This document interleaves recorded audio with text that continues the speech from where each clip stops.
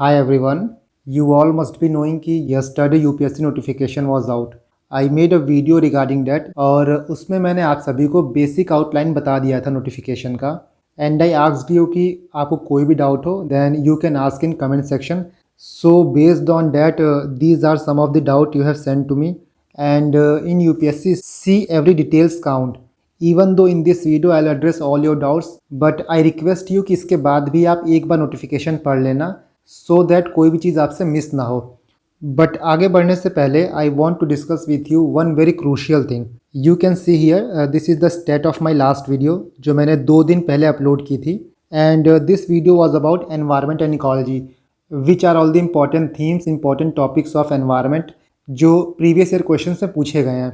And in this video I have discussed 6 previous year question 2021 के and I asked you कि please attempt those questions और उसके answer आप comment section में लिखना. आपके कितने क्वेश्चन सही हो रहे हैं कितने गलत हो रहे हैं ये मैटर नहीं करता है. द मोस्ट इंपॉर्टेंट थिंग कि आप क्वेश्चन को अटेम्प्ट करो. हियर यू कैन सी इस वीडियो में 27K व्यूज़ हैं, डैट इज़ 27,000 लोगों ने इस वीडियो को देखा है, but the number of comment is only 222. और इसमें भी जिन्होंने इफेक्टिवली आंसर किया था वो 170 से लेके 180 के बीच में थे. Frankly speaking I am very disappointed with this number. देखो अभी भी आपके पास 115 दिन बाकी हैं प्रीलिम्स में. If you want to qualify prelims इस बार सीटें भी 1105 हैं, लास्ट 7 ईयर में सबसे ज़्यादा. तो अगर आपको प्रीलिम्स क्वालिफाई करना है you have to move out from your comfort zone. कोई भी आपको कितनी भी स्ट्रेटजी बता दे, कितने भी इंपॉर्टेंट टॉपिक्स बता दे, कितने रिपीटेड थीम्स बता दे, बट अगर आप अपनी तरफ से एफर्ट नहीं करोगे then anything is of no use. Technically देखो तो ये नंबर भी करेक्ट है बिकॉज 8 से 9 लाख लोग फॉर्म भरते हैं जिसमें से 12 से 13 हज़ार लोग क्वालिफाई करते हैं प्री. डैट मीन 1% के अराउंड क्वालिफाई करते हैं और ये भी हार्डली 0.8 to 0.9% है. सो जो लोग सीरियस हैं, जो लोग एवरीडे एफर्ट दे रहे हैं, 1% भी आप एफर्ट दे रहे हो तो 100 दिन में 100% हो जाएगा. That is why I advice you कि अपने अटैम्प्ट को, अपने करियर को प्लीज़ टेक इट सीरियसली. क्योंकि जब प्रीलिम्स क्वालिफाई नहीं होता है ना तो कॉन्फिडेंस बहुत लो हो जाता है. आप एक बार मेंस क्वालिफाई ना करो या फिर इंटरव्यू क्वालिफाई ना करो, दुख बहुत होता है उस वक्त, बट जो हिट प्रीलिम्स ना क्वालिफाई करने के बाद लगता है ना वो अनइमेजिनेबल होता है. अभी भी बहुत वक्त है. I will help you in every possible way. मैंने कल भी पूछा था, मैं आज भी पूछता हूँ. अगर आप ये चाहते हो कि मैं एक प्री के लिए प्रॉपर वीडियो बना दूँ जिसमें स्पेसिफिकली प्री की बात करूँ so that you can finalise your prelims resource, आपको बेयर मिनिमम कौन से रिसोर्सेज पढ़ने हैं, then you can comment, I will make that video also. But ultimately चीज़ें आपको करनी है. कोई कितनी भी स्ट्रेटजी बता दे, कितनी भी बुक लिस्ट बता दे, अनटिल एंड अनलेस आप अपना 100% नहीं दोगे it's going to be very difficult for you to beat the competition. Now coming back to your questions देखने से पहले let me share one document with you. काफ़ी लोग मुझसे बोल रहे थे कि सर जो हिस्ट्री में कीवर्ड्स आते हैं उसका आपके पास कोई फाइल है, कोई कंपाइलेशन है तो आप अपलोड कर दो. ये GS स्कोर का कंपाइलेशन है and I found this compilation very useful. मैं इसको अपने टेलीग्राम चैनल पर अपलोड कर दूंगा और आप वहाँ से इसको डाउनलोड कर लेना. मेरे टेलीग्राम चैनल का लिंक आपको डिस्क्रिप्शन बॉक्स में मिल जाएगा. जो सबसे पहला डाउट है वो ये है कि IRMS की वैकेंसी जो है वो 1105 में इंक्लूडेड है क्या. मतलब टोटल वैकेंसी आपकी 1105 है. अगर इसमें हम IRMS की वैकेंसी निकाल दें डैट इज़ 150 तो क्या इफेक्टिव वैकेंसी 955 है. बिकॉज एज यू नो कि IRMS की एलिजिबिलिटी क्राइटेरिया ये था कि उसको इंजीनियर्स या CA फिलअप कर सकते थे. तो ये काफ़ी डाउट था बाकी स्ट्रीम्स के एस्पिरेंट का कि 1105 वैकेंसी सबके लिए है कि नहीं है. ये जो आपकी 1105 वैकेंसी आई है वो सबके लिए है. प्रीवियसली नोटिफिकेशन आया था कि IRMS का मेंस और इंटरव्यू अलग होगा जैसे IFOs का होता था, बट हियर यू कैन सी 31 जन को ये नोटिफिकेशन आया कि जो IRMS को लेके गैजेट में पब्लिश हुआ था उसको रिवोक कर लिया गया है. इन सिंपल वर्ड्स मैं आपको समझाऊं तो 1105 वैकेंसी सबके लिए है इर्रिस्पेक्टिव ऑफ कि आप इंजीनियर हैं, CA हैं या फिर आर्ट्स बैकग्राउंड के हैं. तो जो आपका प्री होगा वो कॉमन होगा IRMS के लिए भी, IFOs के लिए भी और बाकी जो सर्विसेज हैं आपकी IAS, IPS, IFS, IRS सब के लिए कॉमन होगा. जो मेंस होगा वो IFOs के लिए अलग होगा और बाकी जितनी सर्विसेज हैं IAS, IPS, IFS, IRMS सब के लिए कॉमन होगा. बाकी जो इंटरव्यू होगा वो IFOs का अलग होगा और बाकी सर्विसेज का अलग होगा. डैट मीन्स जो पहले चलता आ रहा था वही प्रोसीजर फॉलो होगा. IRMS का अलग से मेंस, अलग से इंटरव्यू नहीं होगा. I hope now this is clear. दूसरा जो डाउट है वो है ओबीसी एनसीएल सर्टिफिकेट को लेके, हमको किस डेट का एनसीएल सर्टिफिकेट सबमिट करना है। ये चीज़ नोटिफिकेशन में बहुत क्लियरली दी गई है। Let me show you. यहाँ पे आप देख सकते हो। सबसे पहला पॉइंट आप ये देखो, उन्हीं कम्युनिटीज़ को रिजर्वेशन मिलेगा जो सेंट्रल गवर्नमेंट के रिजर्व लिस्ट में आते हैं। काफ़ी लोग यहाँ ये पूछ रहे थे कि सर मेरे पास स्टेट का है तो क्या मैं स्टेट से अप्लाई कर सकता हूँ।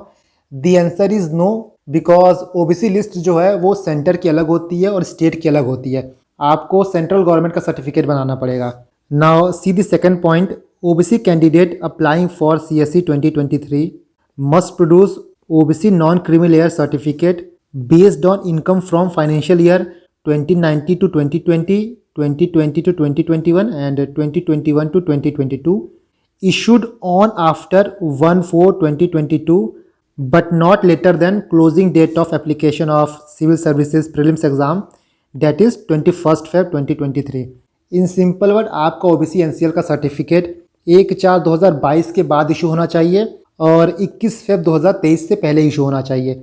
फॉर एग्जांपल आप मान लो कि आपके पास एनसीएल सर्टिफिकेट फेब 2022 का है तो ये नहीं चलेगा, आपको नया बनवाना पड़ेगा, आपको नया रिन्यू कराना पड़ेगा। और इस चीज़ को लेके काफ़ी डाउट था, इसीलिए यूपीएससी ने बाद में क्लैरिफिकेशन भी दिया है। यू कैन सी हियर, ये इंपॉर्टेंट नोटिस आया है। सेम वही बात की गई है कि OBC NCL certificate must have been issued on after 1/4/2022, however it should not have been issued later than the closing date of application, that is 21 Feb 2023। और मैंने यूपीएससी हेल्पलाइन पे कॉल करके भी ये कंफर्म किया है, तो उनका भी यही कहना है कि आपका सर्टिफिकेट 1 अप्रैल 2022 के बाद बना हो और 21 फेब 2023 से पहले बना हो। किस फॉर्मेट में होना चाहिए, यू कैन सी, ये यूपीएससी ने फॉर्मेट दिया था। ये बेसिकली आपका फॉर्मेट है। I will upload this format on my Telegram channel. और कुछ लोग ये भी पूछ रहे थे कि फॉर्म भरते वक्त हमको सर्टिफिकेट अपलोड करना है कि नहीं करना है। देखो, आपको सर्टिफिकेट अपलोड नहीं करना है, आपको कुछ इन्फॉर्मेशन देनी है, जैसे आपका सर्टिफिकेट नंबर हो गया, इशूइंग अथॉरिटी नेम हो गया, डेट ऑफ इशू हो गया। इस सर्टिफिकेट को कौन कौन इशू कर सकता है, तो सीओ इशू कर सकता है, डीएम इशू कर सकता है, एसडीएम इशू कर सकता है। कहीं कहीं जो आरओ हैं वो सीओ का काम करते हैं तो आरओ भी इशू कर सकते हैं। Now I hope this thing is clear. इसके बाद ईडब्ल्यूएस सर्टिफिकेट की बात करें तो ये भी ओबीसी की तरह ही है। आपका जो इशूइंग डेट है वो 1/4/2022 के बाद होना चाहिए और 21 फेब 2023 से पहले होना चाहिए। आपका जो सर्टिफिकेट होगा वो based on the income of financial year 2021-2022 है। द फोर्थ थिंग इज़ कि कुछ लोग पूछ रहे थे कि सर हम अपनी कैटेगरी को चेंज कर सकते हैं क्या फिल करने के बाद, तो इस चीज़ को भी यूपीएससी ने क्लैरिफाई किया in the notification. You can see change of category. आप इस पैराग्राफ को पढ़ोगे then you will get to know कि आप अपनी कैटेगरी चेंज नहीं कर सकते हो।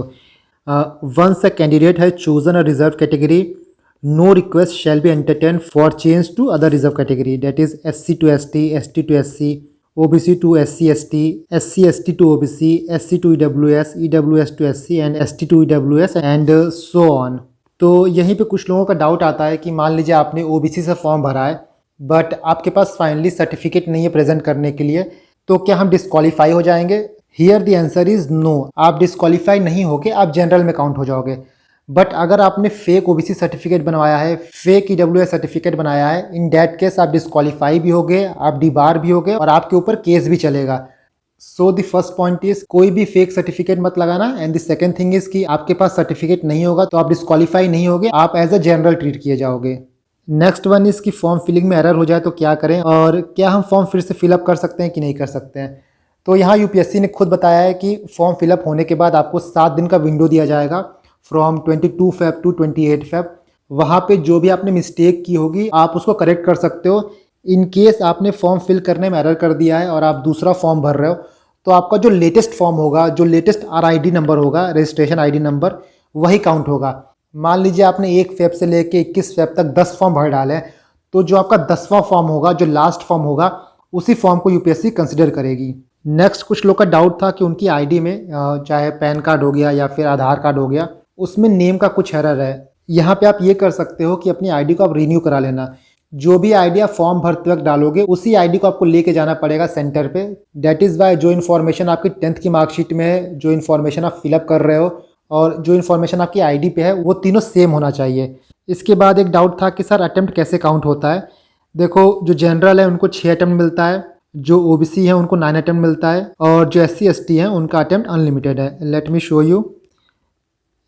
यहाँ पे आप देख सकते हो जनरल का अटेम्प्ट 6 है, ओबीसी का 9 है, एससी एसटी का अनलिमिटेड है एंड पीडब्ल्यूडी का 9 है for general, EWS and OBC और अनलिमिटेड है फॉर एससी एसटी। इसके बाद एक डाउट और पूछते हैं कि फॉर्म मान लीजिए फिलअप कर दे रहे हैं बट एग्ज़ाम देने नहीं गए हैं तो हमारा अटेम्प्ट काउंट होगा कि नहीं होगा। इन डैट केस आपका अटेम्प्ट काउंट नहीं होगा जब तक आप 28 मई को एग्ज़ाम सेंटर पे जाके GS1 का पेपर नहीं लिखते, अपना अटेंडेंस साइन नहीं करते हो, तब तक आपका अटेम्प्ट काउंट नहीं होगा। पिछले साल तक फॉर्म को विड्रॉ करने का ऑप्शन था बट इस साल वो ऑप्शन नहीं है। स्टिल आप फॉर्म भर सकते हो बट एग्ज़ाम देने आप नहीं गए तो आपका अटेम्प्ट काउंट नहीं होगा। इसके बाद कुछ लोग का डाउट ये भी था कि फॉर्म फिलअप करते वक्त एक ऑप्शन भरना होता है कि अब तक यूपीएससी में आपने कितने अटेम्प्ट दिए हैं, कितने अटेम्प्ट आपके एग्जॉस्ट हो गए हैं। काफ़ी लोगों का मुझे मैसेज आया था कि उनको याद नहीं है कि कितने अटेम्प्ट उन्होंने दिए हैं। देखो यहाँ पे ना let me show you one thing, UPSC ने अपने FAQs में विथ रिस्पेक्ट टू अटेम्प्ट में ये चीज़ें क्लैरिफाई की हैं कि how would an aspirant know the number of attempt already availed by him और her in the civil services exam. It is primary responsibility of candidate to keep a record track of number of attempt availed by him. मतलब इस चीज़ का track आपको ही रखना होता है और आपने ट्रैक रखा होता तो आप ये क्वेश्चन नहीं पूछते। इन डैट केस आप दो काम कर सकते हो। पहला ये करना कि जो आप मेल आईडी यूज़ करते हो जिससे आपने फॉर्म फिलअप किया होगा, वहाँ जाके आप इनबॉक्स में यूपीएससी ऑनलाइन सर्च करना, तो पहले जो भी आपने फॉर्म भरा होगा उसके डिटेल्स आ जाएंगे, तब वहाँ से आपको पता चल जाएगा कि आपने कितने बार फॉर्म भरा है। इन केस ये पॉइंट काम नहीं करता है तो आप क्या कर सकते हो कि प्रीवियस ईयर क्वेश्चंस को देखना। प्रीवियस ईयर क्वेश्चंस को देख के आपको एक फेमिलियरिटी आएगी कि इन क्वेश्चंस को आपने एग्जाम में लिखा है कि नहीं लिखा है, क्योंकि एग्जाम देते वक्त आप क्वेश्चन को देखते हो, ब्रेनस्टॉर्म करते हो, तो थोड़ा आइडिया हो जाता है कि इस पेपर को मैंने घर पे लगाया है या फिर एग्जाम हॉल में लगाया है। तो ये दो तरीके हैं, इन तरीक़ों से आप ये देख सकते हो कि आपने कितने बार अटैम्प्ट दिया है। क्योंकि आई एज्यूम कि आपके पास प्रीवियस एडमिट कार्ड नहीं होगा, प्रीवियस ईयर पेपर्स आपके हाथ में नहीं होगा, आप दे के आए हो तभी ये डाउट पूछ रहे हो, तो आप इन दो तरीक़ों से फाइंड आउट कर सकते हो। प्रीवियस ईयर क्वेश्चंस आप यूपीएससी की वेबसाइट से डाउनलोड कर लीजिएगा। द नेक्स्ट डाउट इज़ की क्वालिफिकेशन क्या होनी चाहिए। आपको ग्रेजुएशन की डिग्री चाहिए। जिन्होंने अभी ओपन से ग्रेजुएशन किया है वो भी अलाउड है, वो भी फॉर्म भर सकते हैं। यहाँ पे मेन डाउट उनका आता है जो ग्रेजुएशन के लास्ट ईयर में है। उनका हमेशा ये डाउट होता है कि हम फॉर्म फिलअप कर सकते हैं कि नहीं कर सकते हैं। तो देखो, जितने लोग भी ग्रेजुएशन के लास्ट ईयर में हैं वो आराम से फॉर्म फिल कर सकते हैं, but you have to make sure कि मेंस के एग्ज़ाम से पहले आपके हाथ में मार्कशीट होना चाहिए प्लस प्रोविजनल सर्टिफिकेट होना चाहिए, मतलब प्रोविजनल डिग्री होनी चाहिए। क्योंकि जब आप प्री क्वालिफाई करके मेंस देने आते हो तो आपको एक DAF 1 भरना पड़ता है। उस DAF 1 में आपको अपना डिग्री सर्टिफिकेट को अटैच करना होता है, और अगर आपके पास डिग्री सर्टिफिकेट नहीं होगा, आपके पास प्रोविजनल डिग्री नहीं होगा, तो यूपीएससी ये कंसिडर करेगा कि आप टेक्निकली ग्रेजुएट नहीं हो and thus you are ineligible for the exam. Doesn't matter कि आपने प्री क्वालिफाई किया है। फाइनली व्हाट नेक्स्ट, हम प्री का पढ़ें, मेंस का पढ़ें, प्री प्लस मेंस दोनों का पढ़ें, क्या करना चाहिए। देखो यहाँ पे दो केस है। पहले वो हैं जो फर्स्ट अटेम्प्ट दे रहे हैं अपना, दूसरे वो हैं जो पहले अटेम्प्ट दे चुके हैं बट उनका प्री क्वालिफाई नहीं हुआ है। इन दोनों कैटेगरी ऑफ एस्पिरेंट्स को प्री की तैयारी स्टार्ट कर देनी है।